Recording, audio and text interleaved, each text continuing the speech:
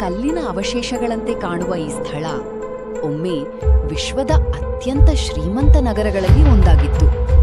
ಇದು ವಿಜಯನಗರ ಸಾಮ್ರಾಜ್ಯದ ರಾಜಧಾನಿ.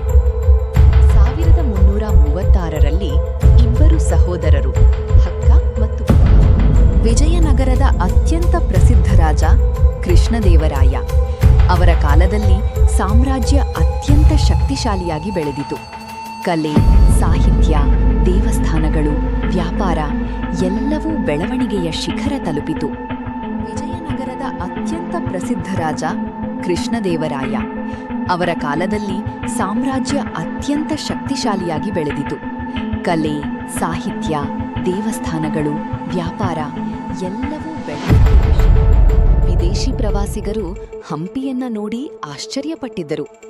ಇಲ್ಲಿ ವಜ್ರ, ಮುತ್ತು, ಚಿನ್ನವನ್ನ ತೆರೆಯಲ್ಲೇ ಮಾರಲಾಗುತ್ತಿತ್ತು ಎಂದು ಅವರು ಬರೆದಿದ್ದಾರೆ. ಕುದುರೆ ವ್ಯಾಪಾರ, ರೇಷ್ಮೆ, ಮಸಾಲೆ ಹಂಪಿ ದೊಡ್ಡ ವ್ಯಾಪಾರ ಕೇಂದ್ರವಾಗಿತ್ತು.